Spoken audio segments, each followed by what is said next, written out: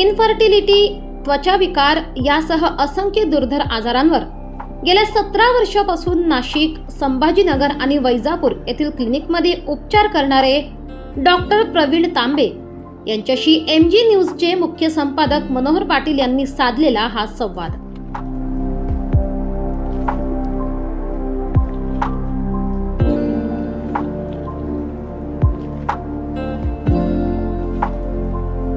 नमस्कार, MG न्यूजच्या आरोग्य सदरामध्ये आपलं स्वागत आहे. मी मुख्य संपादक मनोहर पाटील. आपल्यासोबत आहेत डॉक्टर प्रवीण तांबे.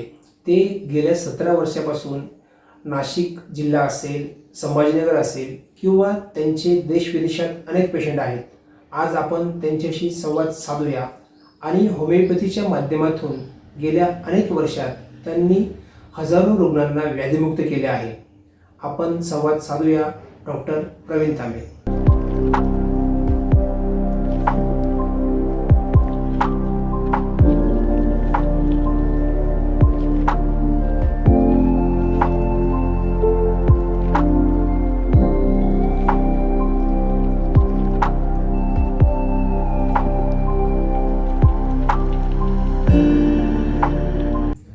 नमस्कार, मी डॉक्टर प्रवीण तांबे. सर्वप्रथम MG न्यूजच्या आरोग्य सदरात मला इन्व्हाइट केल्याबद्दल सरांचे मनपूर्वक आभार. मी वैद्यकीय क्षेत्रात होमिओपॅथी ह्या विषयात DKMM कॉलेज औरंगाबाद इथनं माझी डिग्री कंप्लीट करून 2008 साली प्रॅक्टिस सुरू केली. साधारणतः 17 वर्ष मी आता ह्या क्षेत्रात काम करतोय. सर, होमिओपॅथीबद्दल समाजामध्ये किंवा रुग्णांमध्ये अनेक समज आणि गैरसमज आहेत. त्याबद्दल काय सांगता येईल? फारच महत्त्वाचा प्रश्न तुम्ही मला विचारला. होमिओपॅथीबद्दल समाजामध्ये बरेचदा खूप गैरसमज आहे. जसे की होमिओपॅथिक औषध खूप स्लो काम करतात. होमिओपॅथिक औषधं खूप लॉंग टर्मपर्यंत आपल्याला घ्यावं लागतात आणि हा टोटली पसरलेला समाजामध्ये गैरसमज आहे. मुळात होमिओपॅथी स्लो काम का करतात? कारण की त्याचं कारण असं असतं की बऱ्याचदा होमिओपॅथी मेडिसिन घ्यायला पेशंट त्याच्या क्रोनिक स्टेटमध्ये येतो. क्रोनिक स्टेट म्हणजे जे खूप दिवसापासून जुनाट आजार, आपण साध्या भाषेत समजून घेऊ शकतो की जुनाट आजार जे आहे ते घेऊन पेशंट येतो. त्यामुळे तो आजार तेवढा बॉडी आणि माइंड लेवलला वाढलेला असतो.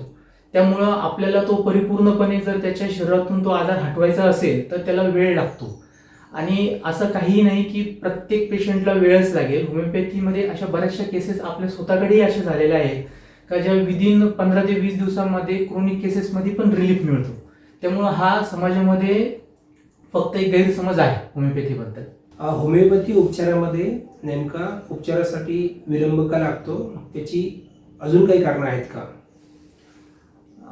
विलंब लागण्याचं मुख्य कारण म्हणजे होमिओपॅथीमध्ये प्रथमतः पेशंट डिरेक्टली अप्रोच करत नाही होमिओपॅथीला.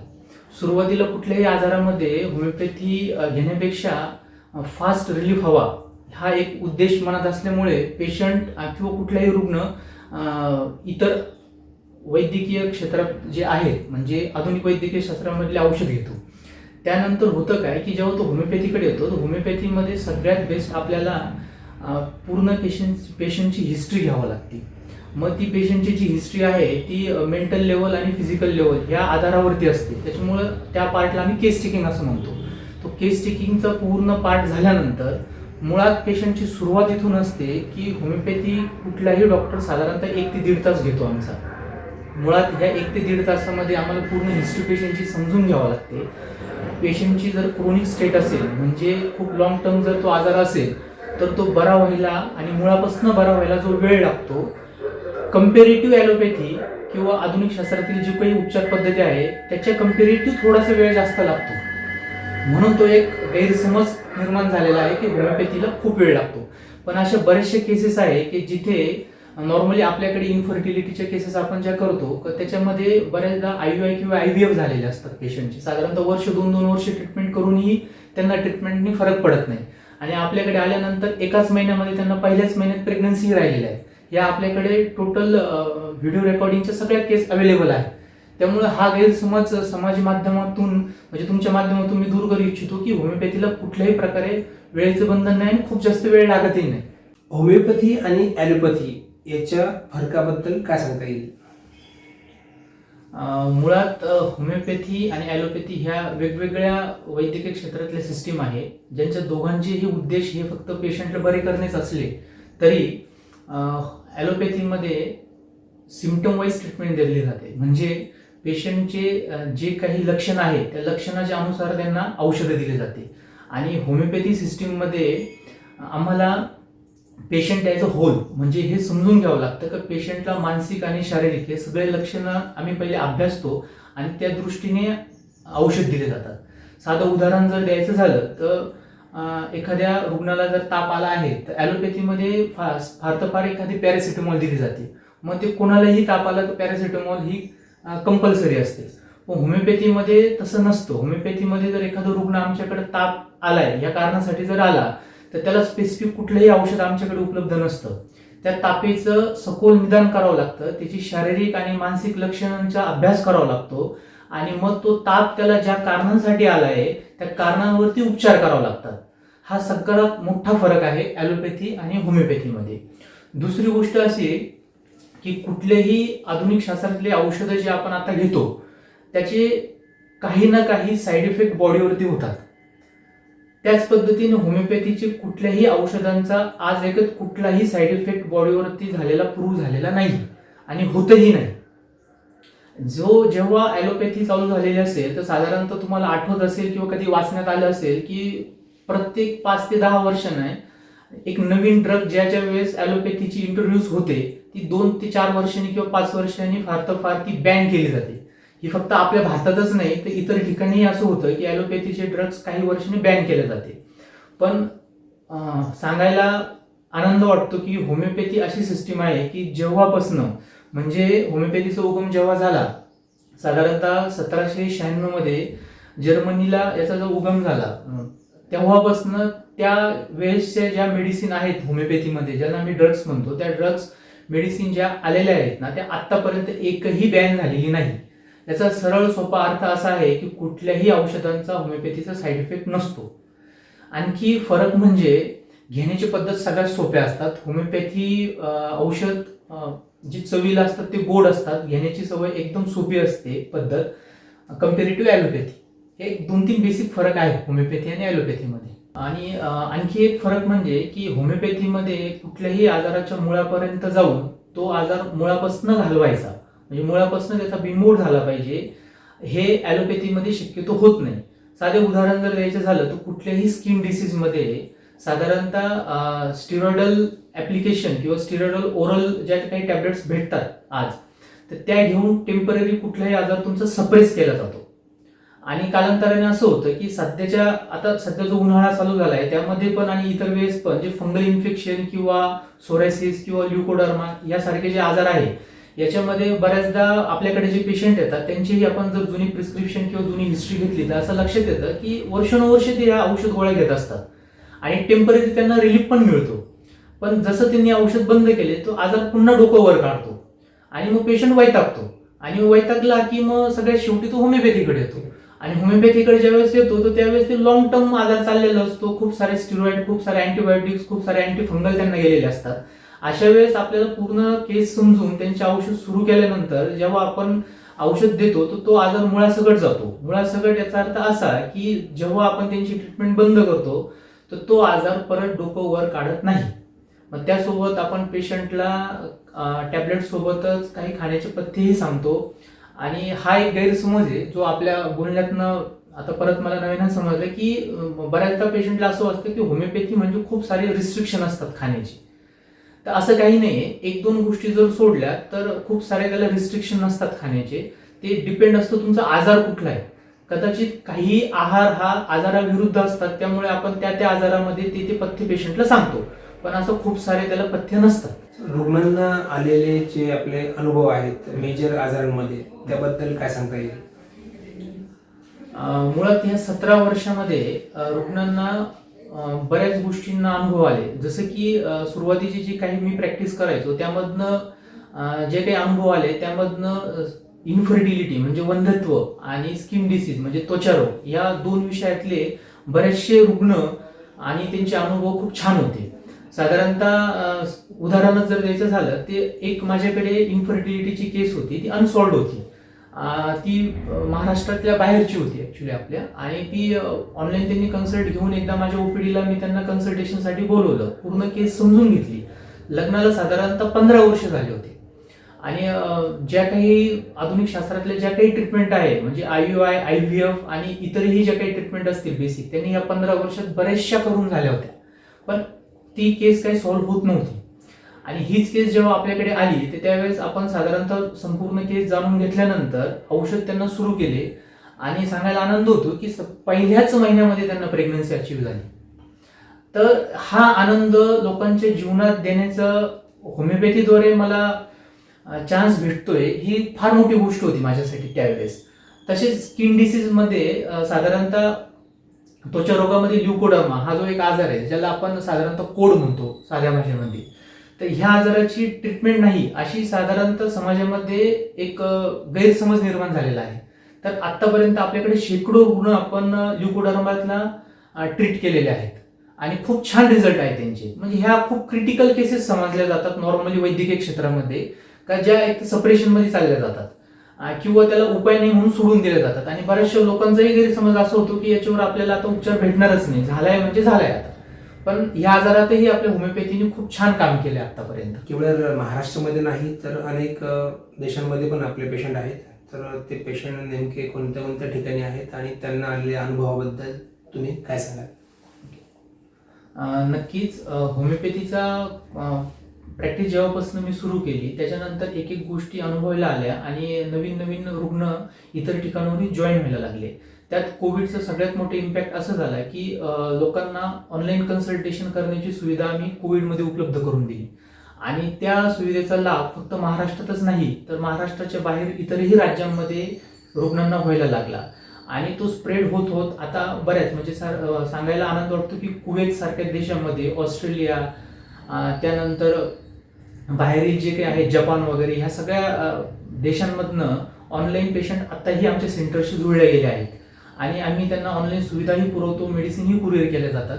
त्यामुळे भारताच्या बाहेरही होमिओपॅथीचा स्प्रेड ह्या पद्धतीने होतो आहे हे बघून खरंच आनंद वाटतो. कोविड काळामध्ये बराच पेशंटमध्ये मोठा हाहाकार झाला होता. तर त्या काळामध्ये होमिओपॅथीबद्दल समाजामध्ये जागरूकता नेमकी कशी निर्माण झाली? मुळात कोविड काळामध्ये एक भीती आणि दडपणाखाली जवळजवळ आपण सर्वच होतो आणि त्याचे लक्षणं वगैरे हे जर बघता तर होमिओपॅथीने तिथेही खूप सारा मटेरियलिस्टिक आम्ही काही गोष्टी जमा केल्या होत्या. म्हणजे पेशंटवरती जे काही उपचार करायचे होते आणि त्याला गव्हर्नमेंटने त्यावेळी प्रमोट केलं होतं होमिओपॅथीला. साधारणतः आर्सेनिक अल्बम ही प्रत्येक घराघरात त्यावेळेस पोहोचवली होती आणि नगरपालिका असेल, महानगरपालिका असेल, कुठेही होमिओपॅथीचा प्रसार व्हायला ती सगळ्यात मोठी बाब घडली.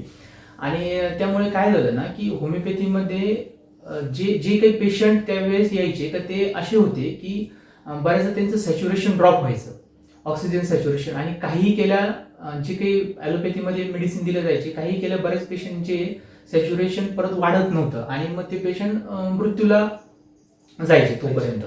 पण अशा केसेसमध्ये पण होमिओपॅथीने बऱ्याचशा रुग्णांचे जीव वाचवले, ज्यांचे सॅच्युरेशन औषध चालू केल्यानंतर पुढचे 1 ते 1.5 तासामध्ये वाढले. आणि आयसीयू मध्ये जरी जे पेशंट असेल, काही ठिकाणी मी स्वतः तो अनुभव घेतला आहे की स्वतः आयसीयूला जाऊन, आणि माझ्यासारखे बऱ्याच होमिओपॅथी डॉक्टरांनी स्वतःचा प्राणाची पर्वा न करता त्यावेळेस स्वतः आयसीयू मध्ये जाऊन काही पेशंटला ट्रीट केले आणि ते रेकॉर्ड वाईज सगळे उपलब्ध आहे आज पण.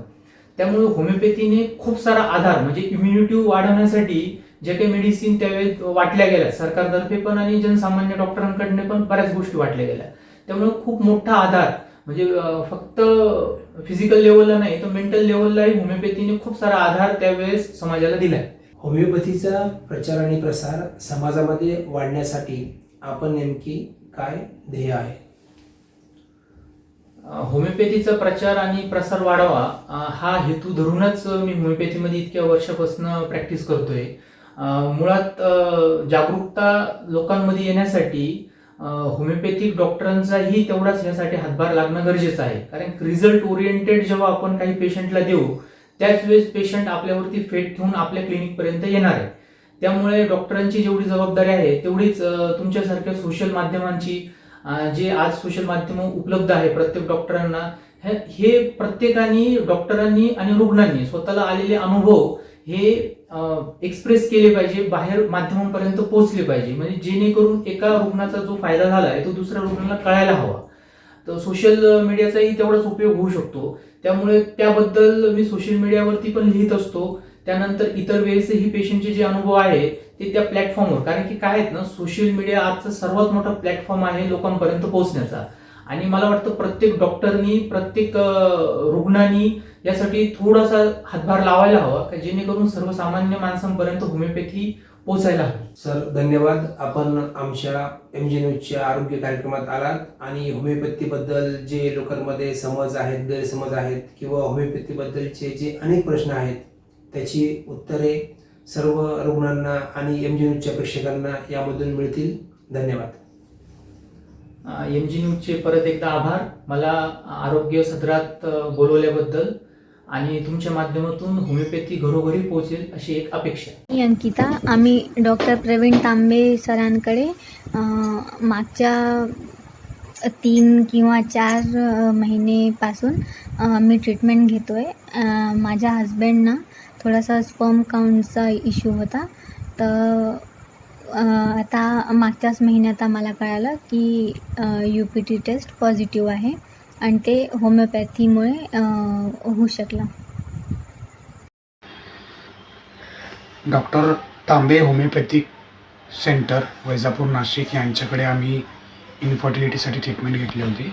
लग्नाला 13 वर्ष झाल्यानंतरसुद्धा सर्व रिपोर्ट नॉर्मल होते, तरीसुद्धा गर्भधारणा होत नव्हती. आम्ही डॉक्टर तांबे यांच्याकडे ट्रीटमेंट घेण्यासाठी गेलो होतो. डॉक्टर तांबेंनी औषधोपचाराची पद्धती व्यवस्थित समजावून सांगितली आणि ट्रीटमेंट आम्ही त्यांच्याकडे चालू केली. ट्रीटमेंट चालू केल्यानंतर पहिल्या महिन्यातच गर्भधारणा झाली. ज्या लोकांना गर्भधारणेसाठी अडचण येते त्यांनी निश्चितच डॉक्टर तांबे यांच्याकडे ट्रीटमेंट घ्यावी ही विनंती. आणि डॉक्टर तांबे यांचं मी मनपूर्वक आभार मानतो चांगली ट्रीटमेंट दिल्याबद्दल. धन्यवाद. मला लहानपणापासून मास्टरबेशनची सवय होती.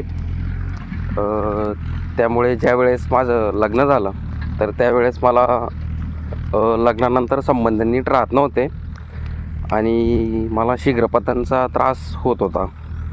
मग त्यावेळेस फेसबुकवरून मला डॉक्टर तांबे सरांचा नंबर मिळाला आणि मी त्यासाठी काय करू शकतो असं सरांशी संपर्क साधला, अपॉइंटमेंट घेऊन टेलिफोनिक. त्यावेळेस सरांनी सगळं ऐकून घेतलं आणि ट्रीटमेंट सुरू केली. सरांची औषध मिळाली आणि दुसऱ्या दिवसापासूनच संबंध जे ते नीट राहायला लागले. मग मी ट्रीटमेंट कंटिन्यू ठेवली. त्यानंतर काही महिन्यांनी मी आणि पत्नीने बाळासाठी प्रयत्न करण्याचा असं ठरवलं. तर परत मी सरांशी त्यावेळेस बोललो. तर सरांनी मला त्यांचं शुक्राणू हे औषध सुरू करायला सांगितलं. मग मी ते औषध सुरू केलं शुक्राणू.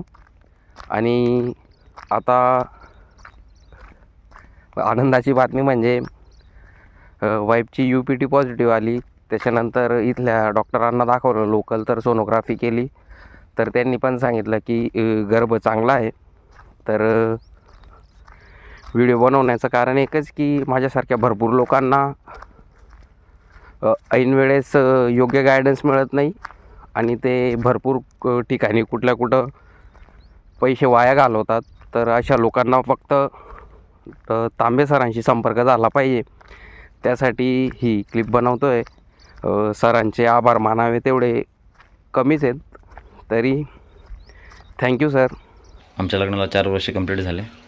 त्यामध्ये आम्ही 2 ते 2.5 वर्षापासून प्रेग्नन्सी राहण्यासाठी ट्रीटमेंट घेतो आहे. त्या 2 ते 2.5 वर्षामध्ये आम्ही 2 ते 3 ॲलोपॅथिक तसेच 2 ते 3 आयुर्वेदिक डॉक्टरांची ट्रीटमेंट घेतली. पण आम्हाला कोणाचाही रिझल्ट मिळाला नाही. त्यानंतर कोणाचाही रिझल्ट मिळाला नाही. परंतु ॲलोपॅथिक ट्रीटमेंट घेत असताना आम्हाला आमच्या शरीरामध्ये त्या ॲलोपॅथिक गोळ्याने आम्हाला आणि औषधाने आम्हाला त्रास जाणवत होता. पण आयुर्वेदिकने कोणताही त्रास झाला नाही, पण रिझल्टही मिळाला नाही. त्यानंतर आम्ही डॉक्टर तांबे सरांच्या फेसबुक पोस्टस म्हणजे ज्या काही रिझल्ट्स मिळाले होते पॉझिटिव्ह रिझल्ट, त्याचं वाचन करून तांबे सरांना कॉन्टॅक्ट करून त्यांना नाशिकला भेटण्यासाठी आम्ही एकत्र गेलो. त्यांच्याशी भेटल्यानंतर त्याने आमच्याशी 1 ते 2 तास चर्चा केली. त्या चर्चेमध्ये आम्हाला त्यांनी मार्गदर्शन केलं. ते मार्गदर्शन पॉझिटिव्ह होतं आणि त्या मार्गदर्शनामुळे आम्हाला असं वाटायला लागलं की नक्कीच हे शक्य आहे आणि हे शक्य होऊ शकतं. नंतर मग आम्ही त्यांची ट्रीटमेंट सुरू केली. त्यांची ट्रीटमेंट सुरू करण्याच्या वेळेस डॉक्टरांनी जे पॉझिटिव्ह गोष्टी आम्हाला ज्या सांगितल्या होत्या, जे मार्गदर्शन केलं होतं, तसंच सेम त्यांचे मेडिसिन्स घेतल्यानंतर आमच्यात आंतरिक, शारीरिक, वैचारिक, बौद्धिक बदल व्हायला लागले हळूहळू. आमच्या मनातली निगेटिव्हिटी दूर झाली. ती निगेटिव्हिटी दूर झाल्यानंतर आम्हाला फर्स्ट महिन्यामध्ये रिझल्ट काय मिळाला नाही. त्यानंतर आम्ही डॉक्टरांशी कॉन्टॅक्ट केलं. त्यानंतर डॉक्टरांनी सांगितलं की होईल, हे शक्य आहे, होऊ शकतं. आणि सेकंड मंथमध्ये ते डॉक्टरांच्या होमिओपॅथिक मेडिसिन्स तसेच डॉक्टरांनी केलेलं मार्गदर्शन, पॉझिटिव्ह मोटिवेशन, त्याच्यामुळे हे गोष्ट शक्य झाल्याने आज आमची ती गोष्ट पॉझिटिव्ह झाली आहे. आणि आम्हाला रिझल्ट मिळाला आणि आमची टेस्ट पॉझिटिव्ह आली. धन्यवाद. धन्यवाद. नमस्कार, मला PCOD आणि ट्यूबल ब्लॉकेजचा प्रॉब्लेम होता हायड्रोसल्फेनिक्समुळे. आम्ही महिन्यात तांबे होमिओपॅथिक क्लिनिकमध्ये प्रवीण तांबे डॉक्टरांकडे ट्रीटमेंट चालू केली होती. तर आज आमचा रिझल्ट पॉझिटिव्ह आला आहे. तर आम्ही नमस्कार. आम्ही 1 वर्षापासून ॲलोपॅथी मेडिसिन घेत होतो, पण त्याच्यामध्ये फॉलिक्युलर साईज कमी होती आणि हार्मोनल इनबॅलन्स होतं, पण त्या मेडिसिनने आम्हाला काहीच फरक पडला नाही. तर त्यानंतर आम्ही डॉक्टर तांबे सरांकडे गेलो, होमिओपॅथिक मेडिसिन घेतल्या. त्याच्यानंतर आम्ही 5 महिने कंटिन्यू केले त्यांच्या मेडिसिन. त्याच्यानंतर आम्हाला 3ऱ्या महिन्यात आम्हाला फरक जाणवला होता, पण काही कारणास्तव नाही झालं ते. त्यानंतर आम्हाला या महिन्यात त्यांचा रिझल्ट आलेला आहे. तर याबद्दल मी सरांची आभारी आहे. थँक्यू.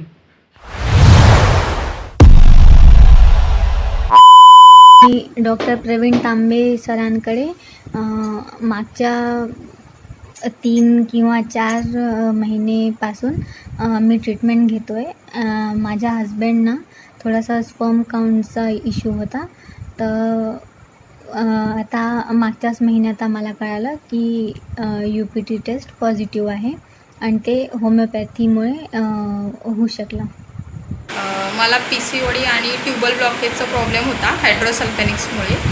आम्ही महिन्यात तांबे होमिओपॅथिक क्लिनिकमध्ये प्रवीण तांबे डॉक्टरांकडे ट्रीटमेंट चालू केली होती. तर आज आमचा रिझल्ट पॉझिटिव्ह आला आहे. तर आम्ही खूप खुश आहोत.